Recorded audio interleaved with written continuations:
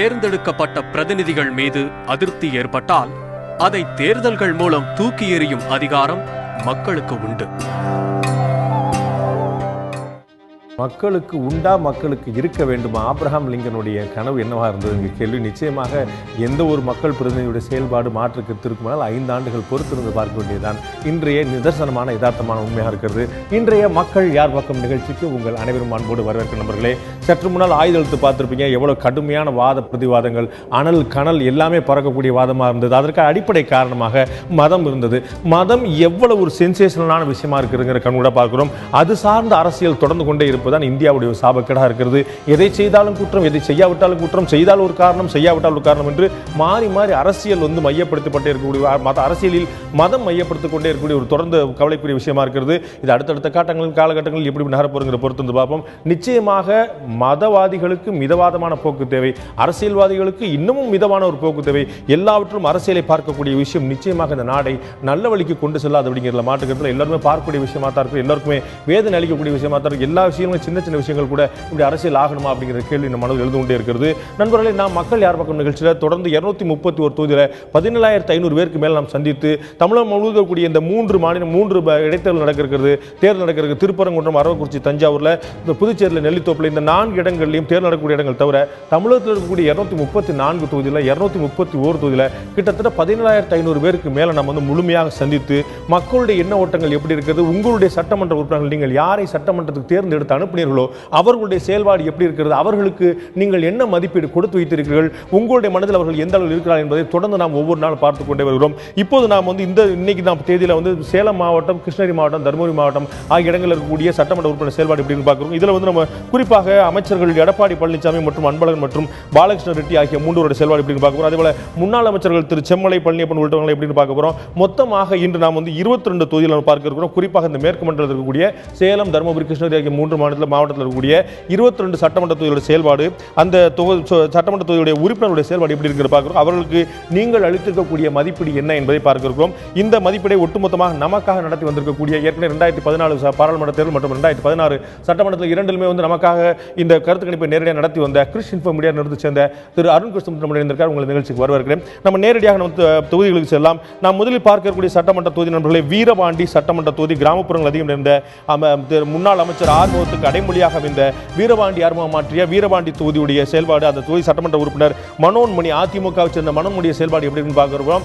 அதிமுகவுடைய சட்டமன்ற உறுப்பினர் மனோன்மணி வீரபாண்டி தொகுதி எம்எல்ஏ செயல்பாடு நன்றாக உள்ளது என்று 31 விழுக்காடு, சரியில்லை என்று 28 விழுக்காடு, சராசரி என்று 20 விழுக்காடு, இப்போதே சொல்ல முடியாது என்று 13 விழுக்காடு, கருத்து இல்லை என்று 8 விழுக்காடு, சராசரி 20, சரியில்லை 28, நன்றாக உள்ளது 31. அதிமுகவுடைய சட்டமன்ற உறுப்பினர் வீரபாண்டி தொகுதியுடைய சட்டமன்ற உறுப்பினர் மனோன்மணிய செயல்பாடு பற்றி மக்களுடைய பார்வை எதுவாக இருக்கிறது. அடுத்த நாம் பார்க்கக்கூடிய சட்டமன்ற தொகுதி சேலம் தெற்கு சட்டமன்ற தொகுதி. இந்த இடத்துல சேலம் தெற்கு சட்டமன்ற தொகுதியுடைய சட்டமன்ற உறுப்பினர் சக்திவேல், ஏபி சக்திவேல் அதிமுகவுடைய சட்டமன்ற உறுப்பினர் நன்றாக உள்ளது செயல்பாடு என்று 33 விழுக்காடு மக்களும், சரியில்லை என்று 29 விழுக்காடு மக்களும், சராசரி என்று 25 விழுக்காடு மக்களும் சொல்லியிருக்காங்க.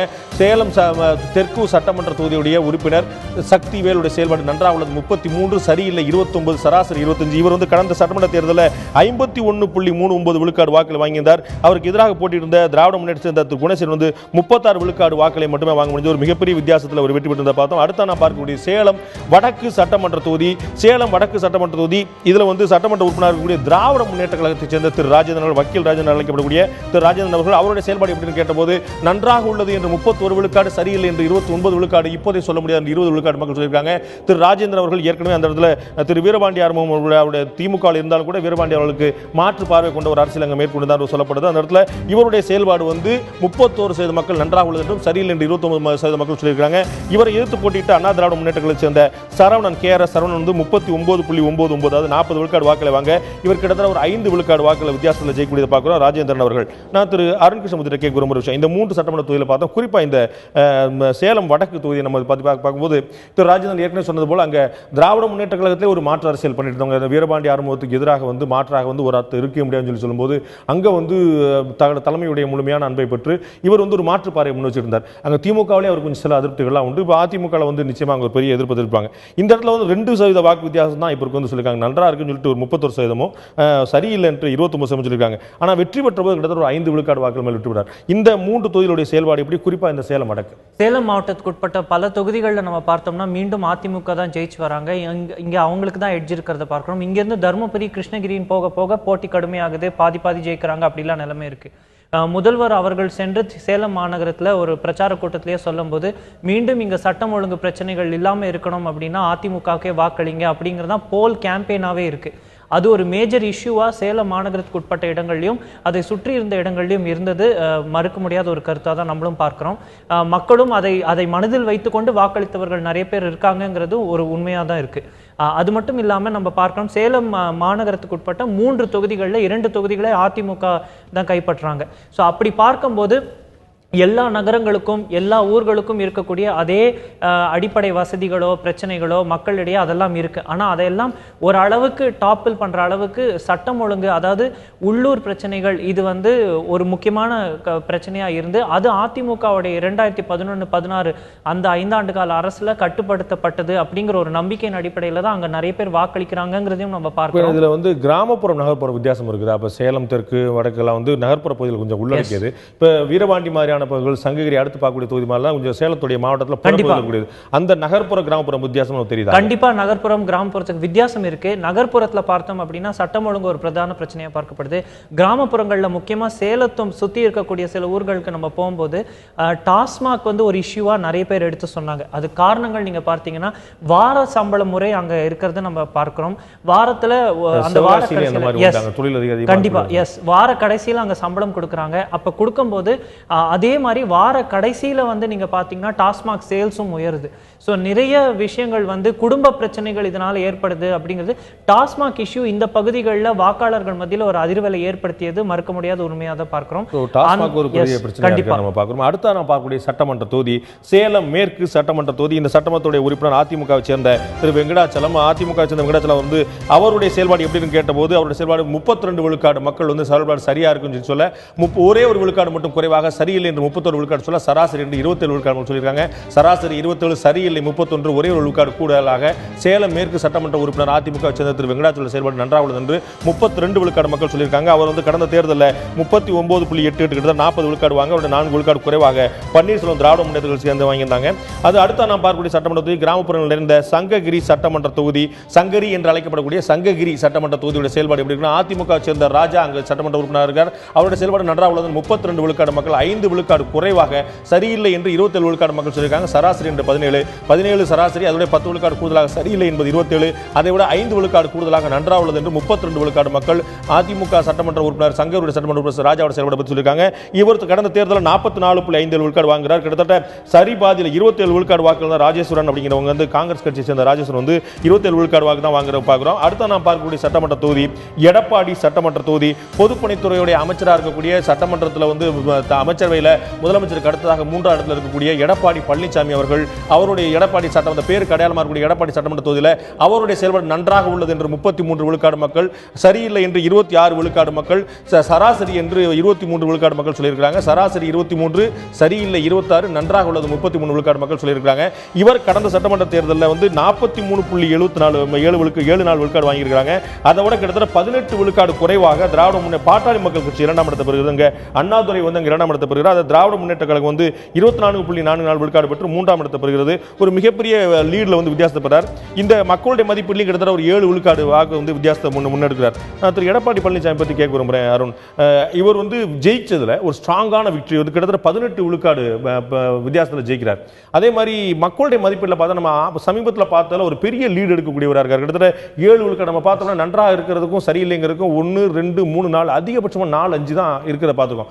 5க்கு மேல பெருசா நம்ம வந்து 1, 2, 3 பேர் சொல்ல முடியும். இனிமே யாரா பார்க்க முடியுமா பார்க்கணும். இவர் வந்து கிட்டத்தட்ட ஒரு 7 விழுக்காடு வந்து நல்ல ஒரு குட் புக்ல இருக்கார். என்ன காரணத்தினால? முக்கியமா நம்ம பார்த்தோம் அப்படின்னா முன்றைய காலகட்டத்தில் ஒரு பொசிஷன்ல இருந்து பதவி இழந்து மீண்டு வந்த தலைவர்கள் லிஸ்ட்ல இவர் இருக்காருன்னு பார்க்கிறோம். நம்மளுடைய கருத்து கணிப்பு சீனிவாசன் மாதிரியா? எஸ், அந்த அதை விட ஒரு ஸ்டேஜ் நம்ம ஜாஸ்தியாக கூட பார்க்கலாம். நம்மளுடைய கருத்து கணிப்புகளே கூட நம்ம எடுத்து பார்த்தோம் அப்படின்னா தேர்தலுக்கு முந்தைய நம்ம கருத்து கணிப்புல போட்டி கடுமையா இருக்கும் நம்ம பார்க்கிறோம்.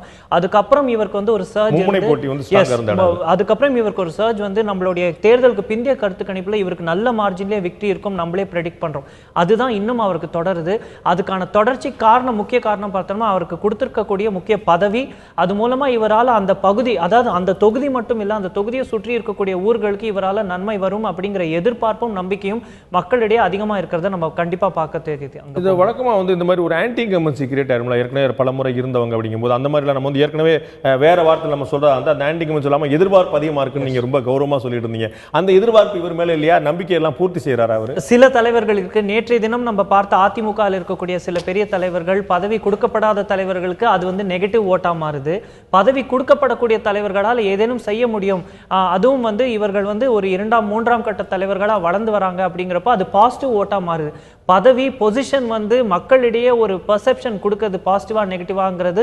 நம்மளுக்கு இந்த மாதிரி நம்ம நேற்று பார்த்த கோபிச்செட்டிப்பாளையம் தொகுதியும் இதையும் கம்பேர் பண்ணி பார்த்தோம்னா நம்மளுக்கு அந்த ரிசல்ட் கிடைக்கும். கோபிச்செட்டிப்பாளையத்துல வந்து பதவி இல்லாத தனிப்பட்ட முறையில் தான் செய்ய முடிஞ்சாதான் இவர் வந்து பதவி அங்க பயன்படுத்திக்கிறார். நம்ம தொண்டாமுத்தூர் கூட அந்த மாதிரி பார்த்தோம். தொண்டாமுத்தூர் எஸ்பி வேல்மணி. Yes, okay. இப்போ இவருடைய செயல்பாட்டில் வந்து அங்க லோக்கல்ல வந்து திட்டங்களை வந்து கொண்டு சேர்த்திருக்கிறார். நம்ம இன்னும் பெருந்துறையா தொண்டாமுத்தூர் ஒரு தொகுதியில் வந்து எல்லா இடத்துலயுமே முதல்ல தொண்டாமுத்தூர் தான் முதல்ல வந்து திட்டங்கள்லாம் வந்து சேர்ந்து அதை மாதிரி இப்போ இவர் வந்து டாப் பொசிஷன் இருக்கனால அங்க லோக்கல் இவருடைய திட்டங்கள்லாம் சென்று சேர்ந்து நினைக்கிறாங்களா? இன்னும் வந்து அடையலைங்கிறத மக்கள் பதிவு செய்ய மாற்று கருத்து இல்லாம தான் இருக்காங்க. இன்னும் பெரிய திட்டங்கள் எதுவும் வரல, பெரிய அறிவிப்புகள் எதுவும் வரலங்கிறது. ஆனால் கூடிய விரைவில் வரும் சாலைகள் அவங்க எதிர்பார்க்கறது முக்கியமா ஃபர்ஸ்ட் இஷ்யூவா இருக்கு. அதுக்கப்புறம் விவசாயிகள் சார்ந்த பிரச்சனைகள் தீர்த்து வைக்கப்படுங்கிற எதிர்பார்ப்புகள் இருக்கு, பேருந்து வசதிகளுடைய எதிர்பார்ப்புகள் இருக்கு. ஸோ இதெல்லாம் வந்து கோரிக்கைகள் அவர்கிட்ட சென்று அடைஞ்சிருக்குங்கிற கருத்தும் நம்மளுக்கு பதிவு செய்ய, கோரிக்கைகள் சென்றடைஞ்சிருக்கு, திட்டங்கள் வந்தடைஞ்சிருக்கா அப்படிங்கிற பார்க்க வேண்டியிருக்கு. அடுத்த நான் பார்க்கக்கூடிய சட்டமன்ற தொகுதி நம்ம நண்பர்களே ஓமலூர் சட்டமன்ற தொகுதி. ஓமலூர் சட்டமன்றத்தில் உறுப்பினர் வெற்றிவேல், அதிமுக சேர்ந்த திரு வெற்றிவேல், அவருடைய செயல்பாடு எப்படி கேட்டபோது நன்றாக உள்ளது என்று 31 விழுக்காடு, சரியில்லை என்று 26 விழுக்காடு, சராசரி என்று 25 விழுக்காடு சொல்லியிருக்காங்க. கிட்டத்தட்ட ஒரு 5 விழுக்காடு கூடுதலாக, சராசரியை விட 1 விழுக்காடு கூடுதலாக, சரியில்லை 26, அதை விட 5 விழுக்காடு கூடுதலாக நன்றாக உள்ளது என்று ஓமலூர் சட்டமன்ற உறுப்பினர் அதிமுக சேர்ந்த வெற்றிவேலுடைய செயல்பாடு பற்றி மக்கள் கணிச்சிருக்காங்க. இவர் கடந்த தேர்தலில் 39.23 விழுக்காடு வாக்குவாங்க. அவர்கிட்ட வந்து கிட்டத்தட்ட 9 விழுக்காடு குறைவாக திராவிட முன்னேற்ற கழகத்தை சேர்ந்த அம்மாசி பெறுகிறார். அடுத்ததாக சட்டமன்ற பார்க்கக்கூடிய சட்டமன்ற தொகுதி ஏற்காடு சட்டமன்ற தொகுதி, பழங்குடியினருக்கான தனி தொகுதி ஏற்காடு சட்டமன்ற தொகுதி. இந்த தொகுதியில் அதிமுகவை சேர்ந்த சட்டமன்ற உறுப்பினர் செயல்பாடு சித்ராவுடைய செயல்பாடு எப்படின்னு கேட்கும்போது 28 விழுக்காடு மக்கள் நன்றாக உள்ளது என்றும், ஒரே ஒரு விழுக்காடு குறைவாக சரியில்லை என்று 27 விழுக்காடு மக்களும், சராசரி என்று 25 விழுக்காடு சொல்ல பார்க்கிறோம். சராசரி 25, 2 விழுக்காடு கூட, சரியில்லை 27, ஒரே ஒரு விழுக்காடு கூடுதலாக நன்றாக உள்ளது என்று அதிமுகவுடைய ஏற்காடு சட்டமன்ற உறுப்பினர் பழங்குடியினர் பகுதியை சேர்ந்த சித்ராவுடைய செயல்பாடு நன்றாக உள்ளது என்று 28 விழுக்காடு மக்கள் சொல்ல பார்க்கிறோம். இந்த வந்து கடந்த தேர்தலில் ஒரு நல்ல மார்ஜினில் ஜெயிக்கிறாங்க. கிட்டத்தட்ட 45.18 விழுக்காடு வாங்க. தமிழ் செல்வன் திராவிட முன்னேற்ற சேர்ந்த வந்து 37.37 விழுக்காடு வாக்கு வாங்குறாங்க. அடுத்த நாம் பார்க்கக்கூடிய சட்டமன்ற தொகுதி ஆத்தூர் தனி சட்டமன்ற தொகுதி. இந்த ஆத்தூர் தனி சட்டமன்ற தொகுதியுடைய சட்டமன்ற உறுப்பினர் சின்னத்தம்பி, அதிமுகவை சேர்ந்த சின்னத்தம்பியோட செயல்பாடு சரியாக நன்றாக உள்ளது என்று 32 விழுக்காடு, ஒரே ஒரு விழுக்காடு குறைவாக சரியில்லை என்று 31 விழுக்காடு, சராசரி என்று 28 விழுக்காடு மக்கள் சொல்லி பார்க்கிறோம். அந்த சின்னத்தம்பியுடைய அதிமுக சட்டமன்ற உறுப்பினர் ஆத்தூருடைய சட்டமன்ற உறுப்பினர் சின்னத்தம்பி செயல்பாடு நன்றாக உள்ளது என்று 32 விழுக்காடு, சரியில்லை என்று 1 விழுக்காடு குறைவாக 31 விழுக்காடு மக்கள் சொல்லியிருக்காங்க. இவர் கடந்த சட்டமன்ற தேர்தலில் 44.34 விழுக்காடுகள் வாங்க. அதே போல காங்கிரஸ் கட்சி இவருக்கு எதிராக போட்டியிட்ட காங்கிரஸ் கட்சியை சேர்ந்த அர்த்தநாரி 35 விழுக்காடு வாக்குற நம்ம பார்க்கிறோம். அடுத்த நாம் பார்க்கக்கூடிய சட்டமன்ற தொகுதி இன்னொரு தனி தொகுதியாக இருக்கக்கூடிய கங்கவள்ளி சட்டமன்ற தொகுதி. கங்கவள்ளி தனி சட்டமன்ற தொகுதி செயல்பாட்டில் அதிமுகவை சேர்ந்த மருதமுத்து, அவருடைய செயல்பாடு நன்றாக உள்ளது என்று 30 விழுக்காடு மக்கள், ஒரே ஒரு விழுக்காடு மட்டுமே குறைவாக சரியில்லை என்று மாற்று கருத்து கொண்டவர்களுடைய எண்ணிக்கை 29 விழுக்காடு, சராசரி என்று 20 விழுக்காடு மக்கள் சொல்லி பார்க்கிறோம். சராசரி 20, 9 விழுக்காடு கூட, சரியில்லை 29, நன்றாக உள்ளது 30 விழுக்காடு வாங்கி பார்க்கிறோம். இவர் கடந்த சட்டமன்றத்தில் 42.2 விழுக்காடு வாங்குறார். கிட்டத்தட்ட 1 விழுக்காடு வித்தியாசத்தில் தான் ரேகா பிரியதர்ஷினி வந்து அவங்களோட திமுகவை சேர்ந்தவங்கள்ட்ட 40.94 விழுக்காடு வாங்கிக்கிறாங்க. ஒரு விழுக்காடு வித்தியாசம் தான் இவர் ஜெயிக்கிறார். ரெண்டுமே நன்றாக உள்ளதுக்கும் நன்றாக இல்லதுக்கும் வித்தியாசம் 1 விழுக்காடு தான். அதே போல கடந்த தேர்தலில் வாங்கின வாக்கு கூட 1 விழுக்காடு தான். அடுத்த நாம் பார்க்கக்கூடிய சட்டமன்ற தொகுதி மேட்டூர் சட்டமன்ற தொகுதி. மேட்டூர் சட்டமன்ற தொகுதியுடைய முன்னாள் அமைச்சர், முன்னாள் பாராளுமன்ற உறுப்பினர் திரு செம்மலையுடைய செயல்பாடு எப்படி நன்றாக உள்ளது என்று 31 விழுக்காடு மக்களும், சரியில்லை என்று 3 விழுக்காடு குறைவாக 28 விழுக்காடு மக்களும், சராசரி என்று 27 விழுக்காடு மக்கள் சொல்லி பார்க்கிறோம். சராசரி 27, சரியில்லை 28, நன்றாக உள்ளது என்று 3 விழுக்காடு லீடில் அதிமுகவுடைய முன்னாள் அமைச்சர், பாராளுமன்ற உறுப்பினராகவும் கூட இருந்தவர், தற்போது சட்டமன்ற உறுப்பினர், அவருடைய செயல்பாடு நன்றாக உள்ளது என்று 31 விழுக்காடு மக்கள் சொல்லியிருக்காங்க. இவர் கடந்த சட்டமன்ற தேர்தலில் 35.5 விழுக்காடு வாங்குகிறார். அவருக்கு எதிராக போட்டியிட்ட திராவிட முன்னேற்ற கழகத்தை தேமுதிக இணைஞ்ச முன்னாள் சட்டமன்ற உறுப்பினர் பார்த்திபன் வந்து 32 விழுக்காடு வாக்குகள் வாங்கி பார்க்கிறோம். நான் அருண்ட கேட்குற ஒரு விஷயம், இந்த முன்னாள் அமைச்சர்களுக்கும் இந்த செகண்ட் லைனில் இருக்கக்கூடிய லீடர்களுக்கு இருக்கக்கூடிய அட்வான்டேஜ் ஏன் இவருக்கு இல்லாமல் போச்சு? இவர் வந்து ஒரு நல்லதுக்கும் அதிருப்தி கருத்துக்குமான இடையில வந்து ஒரு 3 விழுக்காடு தான் வாங்குறாரு. நம்ம இதுக்கு முன்னாடி எடப்பாடி பழனிசாமி கிட்டத்தட்ட 7 விழுக்காடு வாங்குற பார்க்குறோம். இவரால் 3 விழுக்காடு தான் வந்து லீடு எடுக்க முடியும். என்ன காரணத்தினால? ஃபேக்ஷனலிசம் ஒரு முக்கிய காரணமாக பார்க்கப்படுது. எந்த அளவுக்கு அவரால் தனிப்பட்ட முறையில் செயல்பட முடியும், எந்த அளவுக்கு வந்து திட்டங்கள் அவரால் ஆட்சியில் சொல்ற ஃபேக்ஷனலிசம் அப்படிங்கிறத நான் கோஷ்டி அரசியல் புரிஞ்சுக்கலாமா? கண்டிப்பா கோஷ்டி அரசியல் தான். அதை நம்ம பூசி மழுக்கி சொல்ல வேண்டாம். அப்படி ஏன் பார்க்கிறோம் அப்படின்னா, எந்த அளவுக்கு அவங்களுக்கு வந்து கிளவுட் இருக்கு, எந்த அளவுக்கு அவங்களுக்கு வந்து ஒரு வாய்ஸ் இருக்கு அரசாங்கத்தில், அவர்களால் எந்த அளவுக்கு திட்டங்களை கொண்டு வர முடியுங்கிற நம்பிக்கை மக்களிடையே பெறுவதற்கான ஒரு இதுவாக தான் அவர்களுடைய பதவிகளை பார்க்கிறோம். இதுக்கு முன்பு நம்ம பார்த்த தொகுதிகளும் அப்படிதான். கெங்கவல்லி, ஏற்காடு எல்லாத்தையும் நம்ம கிளப் பண்ணி சேர்ந்து போட்டதுக்கு காரணம் ரொம்ப மீகர் டிஃபரன்ஸ் தான் இருக்கு பாசிட்டிவ் ஓட்டுக்கும் நெகட்டிவ். கடந்த முறை ஏற்காடுல வந்து இடைத்தேர்தல் வந்துச்சு, அதுக்கு வந்து ஒரு பொது வேட்பாளர் நிறுத்தம்லாம் திமுக முயற்சி பண்ணாங்க, ஒரு கடுமையான. ஆனா அங்கேயும் கூட ஒரு பெரிய லீடு எடுக்க முடியல அவங்களால. அந்த ஒரு இடைத்தேர்தலில் வந்து மக்கள் நிறைய வாக்குறுதி கொடுத்துருப்பாங்க, நிறைய விஷயம் செஞ்சிருப்பாங்க அந்த இடத்துல போறோம். ஆனா அந்த லீடை ஏன் அதிமுக அங்க தக்க வைக்க முடியல அதிமுக சட்டமன்ற உறுப்பினரால? நம்ம இந்த தொகுதிகளுடைய ஜியாகிரபி பார்த்து புரிஞ்சுக்கிட்டோம் அப்படின்னா, கொஞ்சம் வெஸ்ட்ல இருந்து நம்ம விழுப்புரம் மாவட்டத்தை நோக்கியும் தருமபுரி மாவட்டத்தை நோக்கியும் நம்ம பிரிஞ்சு வரும்போது அந்த ஆன்டி இன்கம்பன்சி வந்து ஸ்ட்ராங்கரா ஆகிறத நம்ம கண்டிப்பா பார்க்கிறோம். சேலம் மாநகரத்துக்கு உட்பட்ட தொகுதிகள் ஒரு பெரிய உள்ளூர் தலைவரை தவிர பாக்கி யாரும் திமுகவில் ஜெயிக்காதது காரணமாகவும் நம்ம பார்க்கிறது அந்த கட்சிக்கு இருந்த ஆன்டி இன்கம்பன்சியா பார்க்கிறோம். அது அவர்கள் வந்து ஆட்சியில் இல்லைனா கூட. ஸோ அந்த மாதிரி பார்க்கும்போது the more we move away from சேலத்தை விட்டு தூரமாக போக போக அதிமுகவுடைய செல்வாக்கு கொஞ்சம் குறையாது. அது எந்த பக்கம் தருமபுரி பக்கமும் விழுப்புரம் பக்கம் போகும்போது அதுதான் ஆத்தூர், ஏற்காடு போன்ற பகுதி. ஏற்காடு இன்னும் புரிஞ்சுக்கணும்னா மலை பிரதேசங்கள் இருக்கு, ரொம்ப டெரெயின் டிஃபிகல்ட்டா இருக்கு. அந்த உள்ளூர் எம்எல்ஏ வந்து எவ்வளவு செயல்பட முடியும்? மக்களுக்கு வந்து கட்சிக்காக வாக்களிச்சிடுறாங்க. நீங்க 2 மலை பிரதேசத்தை ஒப்பிட்டு பார்க்கணும். நேற்று நம்ம பார்த்த ஒப்பிட்டு வந்து ஊட்டி, அது வந்து திமுகவுடைய கோட்டையாகவே எப்பவுமே வந்திருக்கும், பிளைனில் தான் பெட்டராக இருந்தது. ஆனால் இது வந்து ஏற்காடு, இது ஒரு மலைப்பிரதேசம். ஆனால் இங்கே இந்த அதிமுக ஜெயிச்சிருக்கு. பட் பெரிய அளவில் செல்வாக்கோ பெரிய அளவுக்கு இன்ஃப்ளூயன்ஸ் இல்லாட்டா கூட அதிமுக ஜெயிச்சிருக்காங்க இப்பயுமே. இந்த மலை பிரதேசங்கள் அப்படியே லிங்க் பார்த்தோம்னா சேந்தமங்கலம், நாமக்கல் மாவட்டம் சேந்தமங்கலம் இங்கே தான் வருது, அங்கேயும் அதிமுக தான் ஜெயிக்கிறாங்க. இது ரெண்டுமே எஸ்டி தொகுதிகள். அப்படியும் பார்க்கலாம். வால்பாறை எடுத்துக்கிட்டோம்னா மீண்டும் அதிமுக ஜெயிக்கிறாங்க. ஸோ ஊட்டியில் திமுக ஜெயிக்கிறதுக்கான காரணங்கள் அங்கே இருக்கக்கூடிய religious and cost paste voting. இந்த சேந்தமங்கலம், ஏற்காடு போன்ற தொகுதிகளில் அதிமுகவுடைய கட்சி செல்வாக்கின் அடிப்படையில் தான் அவங்க ஜெயிக்கிறாங்கிறதையும் நம்ம பார்க்கிறோம். ஸோ நம்ம இந்த தொகுதிகளில் பார்க்கும்போது மக்களுடைய எதிர்பார்ப்புகள், நீர் சார்ந்த பிரச்சனைகள், அங்கே வேலை வாய்ப்பு சார்ந்த பல விஷயங்கள், அடிப்படை வசதிகள் இல்லைங்கிற கோரிக்கைகள் நிறைய இருக்கு. அது வர இருக்கக்கூடிய நாட்களில் நிறைவேற்றப்படுதா அப்படிங்கிறத பொறுத்து தான் அந்த காத்திருத்து பார்க்கணும். இல்லை இப்பொறுத்து கருத்து சொல்ல முடியாதுங்கிற இதுல இருந்து எவ்வளவு பாசிட்டிவ் ஓட்டா மாறப்போகுது. முன்னாடி வந்து அங்கே பணிபுரிஞ்ச காலங்களில் மேட்டூரில் வந்து தண்ணி பிரச்சனை இருக்குன்னு சொல்லி கேள்விப்பட்டிருந்தேன். குடிநீர் பிரச்சனை, அதாவது உண்மையில் இப்போ இருக்குதா அந்த மாதிரி ஏதாவது பேசப்பட்டதா? இல்லாட்டி மாதிரி பிரச்சனை அங்கே வந்து மேட்டூர் அணை ஊருக்கே தண்ணி கொடுக்கக்கூடிய இடத்துல வந்து தண்ணி பிரச்சனை நகர்ப்புற பகுதியில் இருக்குன்னு சொல்லிட்டு நான் இருக்கும்போது 10-15 வருஷம் முன்னாடி சொல்லிட்டு இருந்தாங்க. இன்னுமே கூட சில இடங்களில் தண்ணீர் பிரச்சனை இருக்க தான் செய்யுது. கூட்டு குடிநீர் திட்டங்கள் வந்து பேப்பரில் இருக்கு, அதை நிறைவேற்றுவதற்கான அறிகுறிகள் தென்படுது. அப்படின்னாலுமே சில கூட்டு குடிநீர் திட்டங்களில் கடைசி வரைக்கும் தண்ணி வந்து சேரல, கடைசி பாக்கெட் வரைக்கும். அது உங்களுக்கு அது வியப்பை ஏற்படுத்தா? என்ன காரணத்தினால? நான் வந்து கேள்விப்பட்டிருக்கேன் குற்றாலத்திலையும் வந்து குடிநீர் பிரச்சனை இருக்குது, மேட்டூர்லையும். ஊர் பூரா தண்ணிக்காக வரக்கூடிய இடம் குற்றாலம், மேட்டூர் அணை தான் வந்து ஊர் பூரா மையப்படுத்தி பேசுகிறாங்க. அந்த இந்த இடங்கள்லேயும் வந்து ஏற்கனவே நீர்பிடிப்பு பகுதி அங்கே பெருசாக ஒரு அணை இருக்கிறனால அங்கே வந்து கிரவுண்ட் வாட்டர் லெவல் அதிகமாக இருக்குமே. குடிநீர் பிரச்சனை ஏன் இப்படி இருக்குங்கிறது ஒரு புரிந்து கொள்ள முடியாத விஷயமா இருக்குது. பெரிய ஃபோக்கஸே என்னன்னா அட்மினிஸ்ட்ரேஷன்ல இருக்க, அது எந்த கட்சி ஆட்சியில் இருந்தாமோ அவர்களுடைய கவனம்.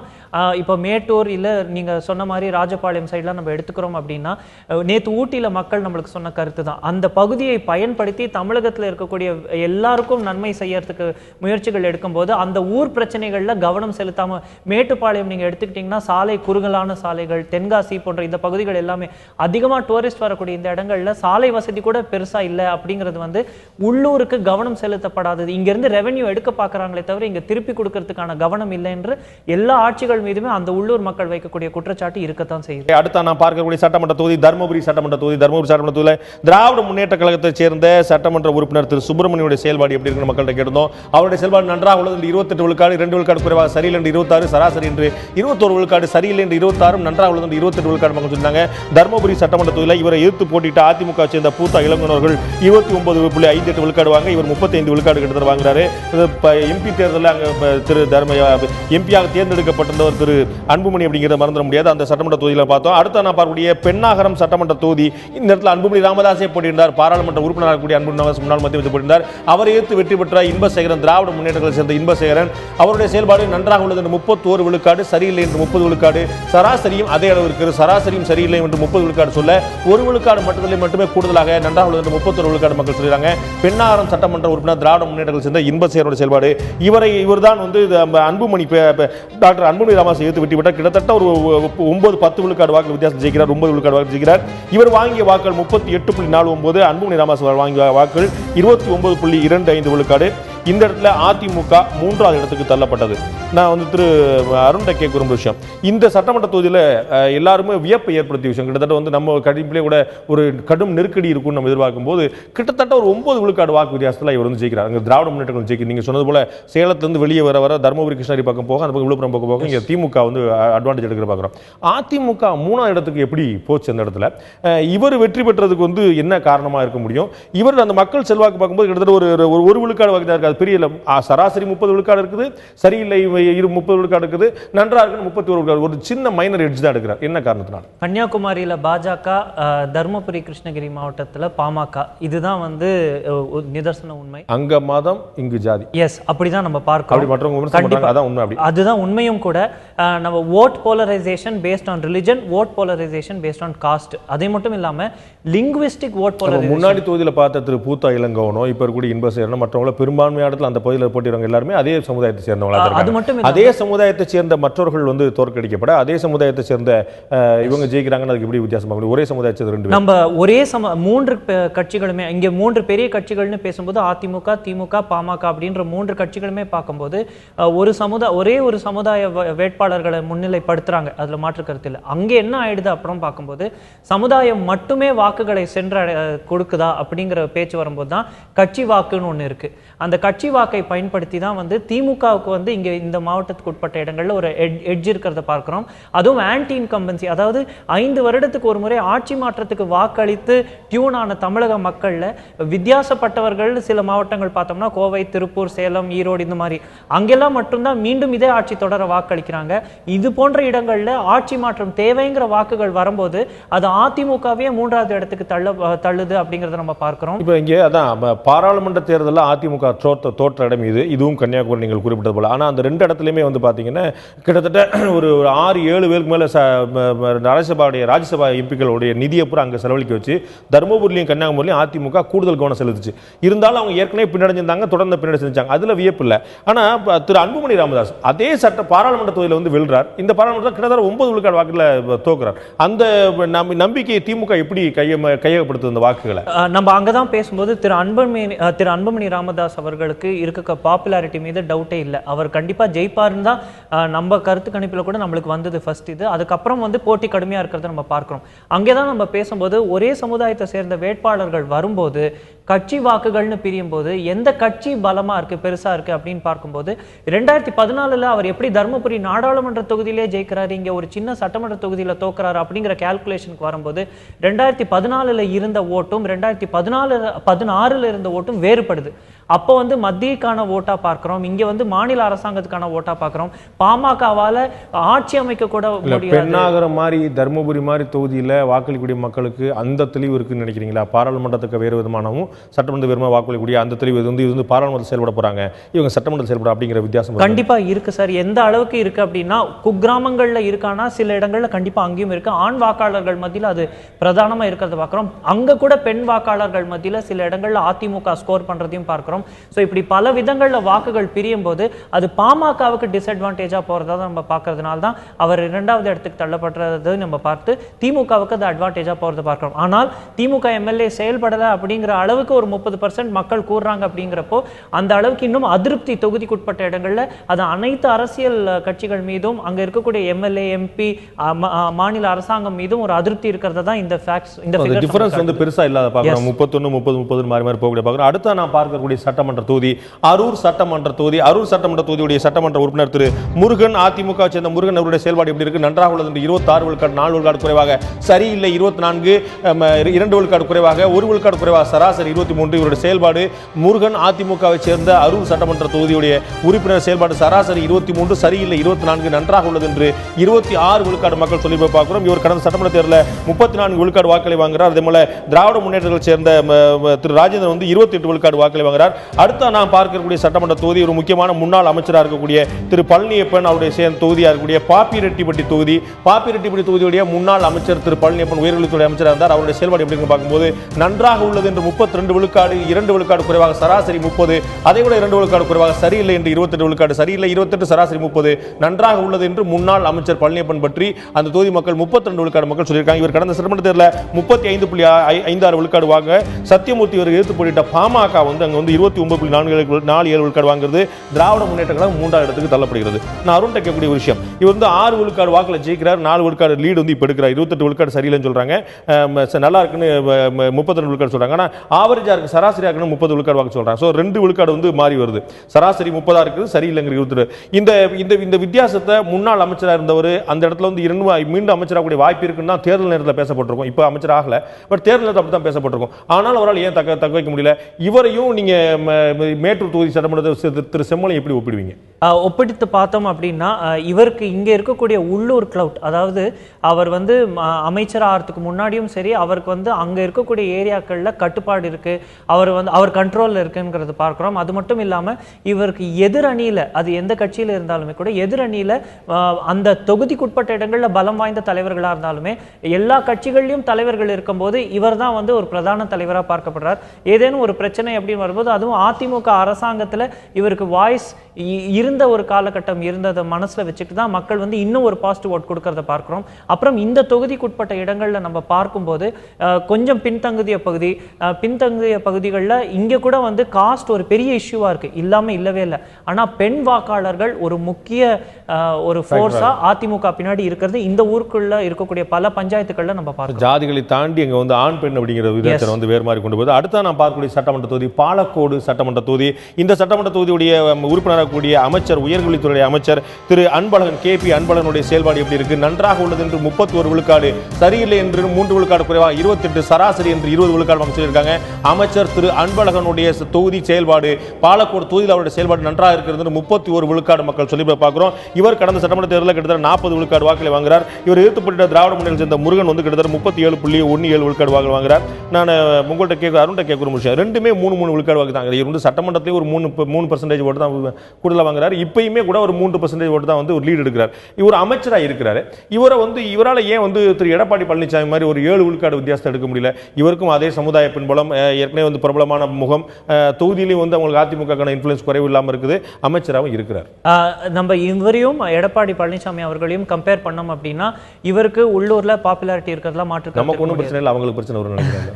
நம்ம இன்னொன்று பார்க்கும்போது என்ன அப்படின்னா, இவர் வகிக்கக்கூடிய பதவி, அவர் வகிக்கக்கூடிய பதவி அது ஒன்று. அதுக்கப்புறம் இருவர்களுக்கும் கட்சியில் இருக்கக்கூடிய வாய்ஸ், அது மட்டும் இல்லாமல் திரு எடப்பாடி பழனிசாமி ஒரு லெவலுக்கு வந்து அன்சேலஞ்சா இருக்காரு. ஆனால் இவருக்கு வந்து இங்கே அதிமுக வட்டத்திலேயே கூட இவருக்கு அடுத்தபடியான தலைவர்கள் தயாராயிட்டு வராங்க. ஸோ அதெல்லாம் பார்க்கும்போது எந்த அளவுக்கு உட்கட்சியிலேயே வந்து பாசிட்டிவ் வாய்ஸ், இங்கே இப்போ அன்பழகன் மாதிரியானவர்கள் வந்து வேற வாய்ப்பு எதிர்பார்த்துருக்காங்க சொல்லலாம். அப்போ அங்கேயுமே பார்த்தீங்கன்னா செம்மலை மாதிரியானவங்க வேற வாய்ப்பு எடுத்துக்கலாம். ஸோ இந்த செகண்ட் அதிமுக பொறுத்த வரைக்கும் வந்து யார் மேலே வருவாங்க, யார் கீழே இருப்பாங்கிறது மாறி மாறி வரக்கூடிய விஷயமா இருக்கு. இவர் ஒரு அமைச்சராக இருந்து கூட அந்த மாதிரியான ஒரு செல்வாக்கை ஏன் பெற முடியலங்கிற ஒரு கேள்வி. முக்கியமான அவர் வகிக்கக்கூடிய அந்த பொசிஷன் தான் ஒரு பொதுப்பணித்துறைக்கும் மற்ற துறைகளுக்கும் மக்கள் கொடுக்கக்கூடிய ஒரு டிஃபரன்சியேஷன். அது மட்டும் இல்லாமல் எந்த அளவுக்கு இவருடைய அமைச்சரவை பதவியும் இவருடைய MLA பதவியும் மக்களிடையே வந்து ஒரு பாப்புலாரிட்டி பெற்றிருக்கு. அந்த பாப்புலாரிட்டி இவருக்கு இல்லாத திரு எடப்பாடி பழனிசாமி வந்து ஒரு யூனிக் MLA-வா இந்த இதில் நம்ம பார்க்கிறோம். எடுத்திருக்கக்கூடிய லிஸ்ட்ல எப்படி சென்ற முறை திரு SP வேலுமணிக்கு வந்து ஒரு சர்ஜ் இருக்கோ, அந்த சர்ஜை இந்த முறை திரு எடப்பாடி பழனிசாமி பெறார் அப்படிங்கிறதான் பார்க்கிறோம். அந்த பாப்புலாரிட்டி இவருக்கு இல்லாதது அந்த தொகுதிக்குட்பட்ட இடங்கள்ல இவருக்கு இல்லாத செல்வாக்கு தான் அது காட்டுதுன்னு நம்ம பார்க்கிறோம். அவள் எதிர்பார்க்கக்கூடிய பகுதி கிசுகிசு பகுதி. சட்டமன்ற தேர்தல் 4 தொகுதிகளுக்கான சட்டமன்ற தேர்தல் தமிழ்நாட்டில் 3, புதுச்சேரியில் 1 வரும்போது வேட்பாளர் தேர்வு பற்றிய தகவல் என்னவா இருக்கிறது இப்போது கிசுகிசு பகுதியில் பார்க்கலாம்.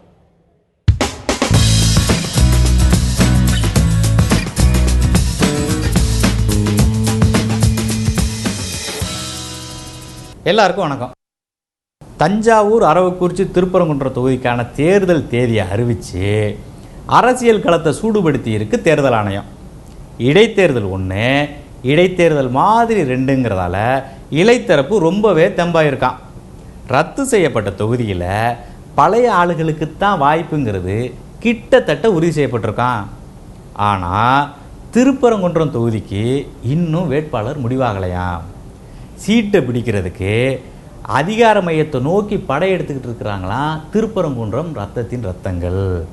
இதில் தொகுதியை பறிகொடுத்தவரோட வாரிசு முத்தான முன்னாள் எம்எல்ஏ, இலைக்கட்சியில் 2வது இடத்துல இருந்த முன்னாள் அமைச்சரோட வாரிசு, முன்னாள் மேயரோட தீவிர விசுவாசியான வக்கீல், மாநகராட்சியை சுத்தமாக வச்சுக்கிற முனியானவர், தமிழ் பெயர் கொண்ட முன்னாள் எம்எல்ஏ, மாவட்ட ஊராட்சி மன்ற தலைவராக இருக்கிற தர்ம மகராசான்னு 7 பேர் பட்டியலில் இருக்காங்களாம். இதில் போட்டியிட்டு போட்டுக்கிட்ட முன்னாள் அமைச்சருங்க 3 பேரும் முட்டி மோதிட்டு இருக்காங்களாம். தற்போதைய நிலவரப்படி தொகுதியை பறிகொடுத்தவரோட வாரிசுக்கு வாய்ப்பு பிரகாசமாக இருக்கான். இதுக்கான அறிவிப்பு நாளை வெளியாகும்னு எதிர்பார்க்கப்படுது. அதிகாரப்பூர்வ அறிவிப்பு வர்றதுக்கு முன்னாடி கிசுகிசுவா சொல்கிறதுல ஒரு கிளுப்பு ஊடகங்களுக்கு. அடுத்த நாம் பார்க்கக்கூடிய சட்டமன்ற தொகுதி நண்பர்களே வேப்பனஹள்ளி சட்டமன்ற தொகுதி. இந்த வேப்பனஹள்ளி சட்டமன்ற தொகுதியில் திராவிட முன்னேற்ற கழகத்தை சேர்ந்த சட்டமன்ற உறுப்பினர் அவருடைய செயல்பாடு எப்படி மக்கள்கிட்ட கேட்டபோது அவருடைய செயல்பாடு சராசரியாக நன்றாக உள்ளது என்று 30 விழுக்காடு மக்கள், சரியில்லை என்று 27 விழுக்காடு மக்கள், இப்போதே சொல்ல முடியாதுங்கிறது அதிகபட்சமாக 3வது இடத்திற்கு 22 விழுக்காடு மக்கள் சொல்லியிருக்காங்க. இப்போதே சொல்ல முடியாது, அவர் பொறுத்திருந்து அதிகமான வாய்ப்பு கொடுக்க 22 விழுக்காடு மக்கள் சொல்ல, சரியில்லை என்று 27 விழுக்காடு மக்கள் சொல்ல, 3 விழுக்காடு கூடுதலாக 30 விழுக்காடு மக்கள் இவருடைய செயல்பாடு நன்றாக உள்ளதுன்னு சொல்லியிருக்காங்க. இவர் கடந்த சட்டமன்ற தேர்தலில் 46 விழுக்காடு வாக்குகள் வாங்குறார். அதிமுக சேர்ந்த ஹேமந்த் அப்படிங்கக்கூடிய சட்டமன்ற வேட்பாளர் 43.3 விழுக்காடு வாங்கினார். அடுத்த நாம் பார்க்கக்கூடிய சட்டமன்ற தொகுதி கிருஷ்ணகிரி சட்டமன்ற தொகுதி. கிருஷ்ணகிரி சட்டமன்ற தொகுதியுடைய சட்டமன்ற உறுப்பினர் திராவிட முன்னேற்றத்தை சேர்ந்த நாம் ஆயுதத்து நிகழ்ச்சியெல்லாம் பார்த்திருக்கக்கூடிய திரு செங்குட்டுவன் அவர்கள், அவருடைய செயல்பாடு எப்படி இருக்குன்னு 28 விழுக்காடு மக்கள் நன்றாக உள்ளது என்று சொல்ல, சரியில்லை என்று 2 விழுக்காடு குறைவாக 26 விழுக்காடு மக்கள் சொல்ல, சராசரி என்று 21 விழுக்காடு சொல்லியிருக்காங்க. நம்ம திராவிட முன்னேற்ற கழகத்தை சேர்ந்த செங்குட்டுவன் சட்டமன்ற உறுப்பினர் கிருஷ்ணகிரி தொகுதி எம்எல்ஏ, இவருடைய செயல்பாடு சராசரி 21, சரியில்லை 26, நன்றாக உள்ளது என்று 28 விழுக்காடு மக்கள் சொல்லியிருக்காங்க. இவர் கடந்த சட்டமன்ற தேர்தலில் 44 விழுக்காடு வாக்களை வாங்குகிறார். இவர் எதிர்த்து போட்டியிட்ட அதிமுக சேர்ந்த திரு கோவிந்தராஜன் 41.35 விழுக்காடு வாங்குகிறார். அடுத்த நாம் பார்க்கக்கூடிய சட்டமன்ற தொகுதி தளி சட்டமன்ற தொகுதி. கடந்த சட்டமன்ற தேர்தலில் மிகப்பெரிய பரபரப்பை எதிர்பார்ப்பை ஏற்படுத்திய தளி சட்டமன்ற தொகுதி. இந்த தொகுதியுடைய திராவிட முன்னேற்ற கழக உறுப்பினர் திரு பிரகாஷ் அவர்கள், இவருடைய செயல்பாடு சராசரியாக உள்ளது என்று 27 விழுக்காடு மக்களும், நன்றாக உள்ளது என்று 24 விழுக்காடு மக்களும், சரியில்லை என்று 22 விழுக்காடு மக்களும் சொல்லியிருப்பாங்க. சரியில்லை என்று 22, நன்றாக உள்ளது 24, சராசரி என்று 3 விழுக்காடு கூடுதலாக திராவிட முன்னேற்ற கழகத்தை சேர்ந்த தளியுடைய சட்டமன்ற உறுப்பினர் பிரகாஷுடைய செயல்பாடு சராசரியாக இருக்குது என்று 27 விழுக்காடு மக்கள் சராசரியாக இருக்குன்னு சொல்லியிருக்காங்க. அதுக்கு அடுத்த இடத்துல தான் நன்றாக உள்ளது என்று 24 விழுக்காடு மக்கள் சொல்லியிருக்க பார்க்கிறோம். நான் திரு அருண் கிருஷ்ணமூர்த்தி கேட்கிறேன், இவர் கடந்த சட்டமன்ற தேர்தலில் ஒரு கடுமையான போட்டி ஏற்படுத்திய ஒரு தொகுதி. அது மக்கள் நல கூட்டணி வென்றுவிடும் அப்படிக்கூடிய ஒரு வாய்ப்பு இருந்த சில தொகுதிகளில் ஒரு முக்கியமான தொகுதியாக பார்க்கப்பட்டு அங்கே கூடிய திரு ராமச்சந்திரன் அவர்கள், இடதுசாரியாக சேர்ந்த ராமச்சந்திரன் ஒரு கடுமையான போட்டி ஏற்படுத்தினார். இந்த முறை இந்த பிரச்சனைகளுக்கு பிறகு ஒரு ஜெயிச்ச பிறகு கூட சராசரி தான் அதிகமான இடத்தை பெற்றிருக்குது. செயல்பாடு இவரோட செயல்பாடு எப்படிங்கிறது 27 விழுக்காடு மக்கள் சராசரி சொல்லியிருக்காங்க. ஸோ நல்லா இருக்குங்கிறது 2ஆம் இடத்தை பெறக்கூடிய நிலைமை இருக்கு. அந்த ஈக்குவல் இந்த 4 ஸ்டேட் பொறுத்து பார்க்கலாம்னு சொல்றது 19 சொல்றாங்க. ஒரு கிட்டத்தட்ட 90 விழுக்காடு வாக்குகள் சரியில்லை சராசரி பொறுத்து பார்ப்போங்கிறதே போயிருது. என்ன காரணத்தினால? மற்ற கம்யூனிஸ்ட் எம்எல்ஏக்களுக்கும் இங்க இருந்த முன்னாள் கம்யூனிஸ்ட் எம்எல்ஏ அவருக்கும் வித்தியாசம் அதிகமா இருக்கு. அவர் ஒரு பணக்கார எம்எல்ஏ லிஸ்ட்லயும் இருந்தாரு அப்படிங்கிறத பார்க்கிறோம். அந்த கருத்து அங்க இருக்கக்கூடிய மக்களிடையும் பரவலா இருந்தது. போட்டி கடுமையா இருக்கும், அவர் ஜெயிக்கிறதுக்கான வாய்ப்புகள் கூட இருந்திருக்கும் அப்படின்னு நம்ம இதுலயே சொல்லி அப்புறம் நம்ம திமுக பக்கம் தான் அந்த தொகுதி போகும். தொகுதிக்குட்பட்ட கருத்துக்கள் அப்படின்னு பார்த்தீங்கன்னா மேற்கு பகுதியில் ஏதோ ஒதுக்கப்பட்ட ஒரு ஊரா இது பார்க்கப்படுது. தமிழகத்துல இதுக்கு முக்கியத்துவமே கொடுக்கப்படலை அப்படிங்கிற ஒரு கருத்து மக்களிடையே பரவல. பொதுவாகவே தருமபுரி கிருஷ்ணகிரி மாவட்டமே அப்படிதான். அரூரோ, அதுல தருமபுரி கிருஷ்ணகிரியே ஒதுக்கப்பட்ட இடமா தள்ளி பார்க்க ரெட்டிப்பட்டியோ இதெல்லாம் தமிழ்நாட்டில் இருக்கக்கூடிய பிற பகுதி மக்களுக்கு எத்தனை பேருக்கு இதை பத்தி தெரிஞ்சிருக்குவாங்க, என்ன நடக்குது, அங்க யார் இருக்காங்க தெரிஞ்சுக்குவாங்கிறதே ஒரு பெரிய வியப்பு. உண்மை, அது ரொம்பவே உண்மை. இது ஒரு ஆதங்கமா அங்க மக்கள் நம்ம கிட்ட பதிவு செய்யறாங்க. நீங்க சொன்ன மாதிரி தருமபுரி கிருஷ்ணகிரியே நம்ம ஒதுக்குப்புறமா பார்க்கும்போது அதுலயும் கூட தளி இன்னும் ஒதுக்குப்புறமா பார்க்கறது தான் அங்க இருக்கக்கூடிய மக்களுக்கு ஒரு ஆதங்கமா பார்க்கிறோம். பல திட்டங்கள் நம்ம போன பல ஊர்களில் இன்னுமே கூட சாலைகள் இல்லைங்கிறது ஒரு நிதர்சனமான உண்மை. கிருஷ்ணகிரி, தளி, வேப்பனஹள்ளி இந்த எல்லா ஊர்களையும், அதுல கிருஷ்ணகிரி தான் பெயர் தெரிந்த முக்கியமான ஊர். அந்த ஊர்லயே கூட ஒரு முக்கியமான ஹாஸ்பிட்டல் ஒன்று இல்லைங்கிறது அங்கே இருக்கக்கூடிய மக்களுடைய கருத்தாக பார்க்குறோம். பல முக்கிய தேசிய நெடுஞ்சாலைகள் வந்து சந்திக்கக்கூடிய இடம், நிறைய மாநிலங்களுக்கான ஒரு இணைப்பாக கூட இருக்குது, நிறைய ஆக்சிடென்ட்ஸ் நடக்குது. அங்கே வந்து ஹாஸ்பிட்டல் பிரதானமாக கேட்ட ஊர்களில் கிருஷ்ணகிரி தொகுதிகள் அதிகம். அது மட்டும் இல்லாமல் மாம்பழ விவசாயிகள் இது போன்ற கோரிக்கைகள் தான் அதிகமாக இருக்கு. அது எந்த கட்சி எம்எல்ஏ வந்திருந்தாலும் இந்த ரிசல்ட் தான் இங்கே வந்திருக்கும். ஏன்னா அதிருப்தி ரொம்ப அதிகமாக இருக்கிறது நம்ம சாலை வசதி கேட்கறதாவது தொழிற்சாலை கேட்கறதாவது வந்து ஒரு அடுத்த கட்ட வசதி சொல்லலாம். ஒரு மருத்துவமனை வேணும்னு சொல்லி கேட்கறது, குறிப்பாக அந்த பகுதியில் நம்ம வந்து கிட்டத்தட்ட மாதம் ஒரு முறையாவது ஒரு 7-8 பேருக்கு மேலே மொத்தமாக அங்கே வந்து விபத்துகளில் மரணிக்கிறோம் அந்த பகுதியில் பார்க்குறோம். அவ்வளோ சாலை விபத்தில் அதிகமாக நடக்கக்கூடிய பகுதியாக இருக்குது. அங்கே மருத்துவமனை வேணுங்கிறது அந்த பகுதி மக்களுடைய கோரிக்கை. அடுத்ததாக நான் பார்க்கக்கூடிய சட்டமன்ற தொகுதி தமிழக முதலமைச்சராக இருக்கக்கூடிய ஜெயலலிதா அவர்கள் போட்டியிட்டு இருந்த ஒரு காலத்தில் பர்கூர் சட்டமன்ற தொகுதி. அந்த சட்டமன்ற தொகுதியில் அதிமுகவுடைய எம்எல்ஏ செயல்பாடு, ராஜேந்திரன் செயல்பாடு சரியில்லை என்று 31 விழுக்காடு மக்களும், நன்றாக உள்ளது என்று 29 விழுக்காடு மக்களும், சராசரி என்று 27 விழுக்காடு மக்கள் சொல்லியிருக்காங்க. சராசரி என்று 27, 2 விழுக்காடு கூடுதலாக நன்றாக உள்ளது 29 விழுக்காடு, அதிகபட்சமாக சரியில்லை என்று 31 விழுக்காடு மக்கள் சொல்லியிருக்காங்க. அதிமுகவை சேர்ந்த பர்கூர் சட்டமன்ற உறுப்பினர் திரு ராஜேந்திரனுடைய செயல்பாடு. அடுத்த நாம் பார்க்கக்கூடிய சட்டமன்ற தொகுதி செயல்பாடு ஊத்தங்கரை எம்எல்ஏ, ஊத்தங்கரையுடைய எம்எல்ஏ சட்டமன்ற உறுப்பினர் மனோரஞ்சிதனுடைய செயல்பாடு, அதிமுகவை சேர்ந்த மனோரஞ்சிதன் செயல்பாடு எப்படின்னு கேட்கும்போது சரியில்லை என்று 31 விழுக்காடு மக்களும், நன்றாக உள்ளது என்று 30 விழுக்காடு மக்களும், சராசரி என்று 23 விழுக்காடு மக்கள் சொல்ல பார்க்கிறோம். அடுத்த கன்சிக்யூட்டிவா 2 சட்டமன்ற தொகுதியில் அதிமுகவை சேர்ந்த எம்எல்ஏக்களுடைய செயல்பாடு சரியில்லைங்கிற பார்க்கிறோம். முந்தின தொகுதியிலும் இந்த தொகுதியிலும் ஊத்தங்கரையில், பர்கூர் தொகுதியிலும் ஊத்தங்கரை தொகுதியிலும் பார்க்கிறோம். ஊத்தங்கரையில் சரியில்லை என்பது அதிகபட்சமாக 31 விழுக்காடு இருக்கக்கூடியது பார்க்கிறோம். அடுத்ததாக நாம் பார்க்கக்கூடிய சட்டமன்ற தொகுதி ஒசூர் சட்டமன்ற தொகுதி. ஒசூர் சட்டமன்ற தொகுதியில் அதிமுகவை சேர்ந்த பாலகிருஷ்ண ரெட்டி கால்நடைத்துறை அமைச்சராக இருக்கிறார். இவருடைய செயல்பாடு எப்படின்னு கேட்கும்போது நன்றாக உள்ளது என்று 29 விழுக்காடு மக்களும், சராசரி என்று 28 விழுக்காடு மக்களும், சரியில்லை என்று 26 விழுக்காடு மக்களும் சொல்ல பார்க்கிறோம். சரியில்லை 26, சராசரி 28, நன்றாக உள்ளது என்று பாலகிருஷ்ண ரெட்டி கால்நடைத்துறை அமைச்சர் அதிமுகவை சேர்ந்த ஒசூர் சட்டமன்ற உறுப்பினருடைய செயல்பாடு நன்றாக உள்ளது என்று 29 விழுக்காடு மக்கள் சொல்லியிருக்கிற பார்க்கிறோம். திரு அருண், இவர் ஜெயிக்கும் போது காங்கிரஸுடைய கோபிநாத், முன்னாள் சட்டமன்ற உறுப்பினர் கோபிநாத்துடைய வந்து கிட்டத்தட்ட ஒரு 11 விழுக்காடு வாக்கில் ஜெயிக்கிறார். ஆனால் இப்போ வந்து இவருடைய குட் புக்கில் வந்து 1 விழுக்காடு தான் அட்வான்டேஜ் எடுக்கிறார். இதுக்கு முன்னாடி பார்த்த 2 பேருமே பார்த்தீங்கன்னா 3 பேருமே அதிமுக சேர்ந்தவங்களா இருந்தாலுமே அவங்க வந்து குட் புக்கில் இல்லை. என்ன காரணத்தினால் இந்த விஷயம் நடக்குது? அதிமுகவுடைய சட்டமன்ற உறுப்பினர்கள் பின்னடைகிறாங்க, அமைச்சர் வந்து 1 விழுக்காடு வாக்கு தான் அட்வான்டேஜ் எடுக்கிறார். பர்கூர் தொகுதியை முக்கியமாக எடுத்து பேசணும் அப்படின்னா, பர்கூர்ல போட்டியே கடுமையாக இருந்தது. அதிமுக வாக்கு அதாவது டிஃபரன்ஸே ரொம்ப கம்மியாக தான் இருந்தது. பர்கூர், ஊத்தங்கரை, இந்த அது மட்டும் இல்லாமல் ஹொசூர் எடுத்துக்கிட்டோம் அப்படின்னா இவர்கள் வந்து பர்கூர்ல வந்து 1 விழுக்காடு கூட வாக்கு வித்தியாசம் இல்லை. கண்டிப்பா. அது மட்டும் இல்லாமல் நம்ம இன்னொன்று என்ன புரிஞ்சுக்கணும்னா, இந்த 3 தொகுதிகளில் அதுவும் முக்கியமாக ஹொசூர், ஊத்தங்கரையில் தேர்ந்தெடுக்கப்பட்டிருக்கக்கூடிய எம்எல்ஏக்கள் வந்து மக்களுக்கு புதிதானவர்கள் அல்ல. அவர்கள் வந்து பஞ்சாயத்து, அது நகரமன்றங்களில் பதவி வகித்தவர்கள், ஏற்கனவே உள்ளாட்சி பகுதியில் வேற இடங்கள் இருந்தவங்க. அதுவும் ஊத்தங்கரை எம்எல்ஏ பற்றி பேசும்போது அவர்கள் உள்ளாட்சிக்கு வரும்போது சாதாரண நிலையில வராங்க குடும்பமா, இப்போ வந்து சொத்துக்கள் சேர்த்துட்டாங்கிற குற்றச்சாட்டுகள் மக்களே நம்ம கிட்ட வைக்கிறாங்க. இது தேர்தலுக்கு கருத்து கணிப்பு போகும்போது நம்ம கிட்ட சொல்றாங்க. அப்ப எளிதில் அணுகக்கூடியவா இருந்தவர் இப்ப இல்லைங்கிற குற்றச்சாட்டும் அவர் மீது இருக்கு.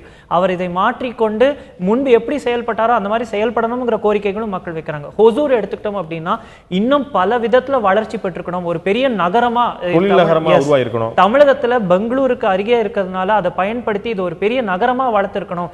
பெங்களூரோட கழிவை தாங்கக்கூடிய ஒரு இடமா தான் இப்ப ஹொசூர் இருக்குங்கிறது மக்களிடையே ஒரு குமுறலாக இருக்கு.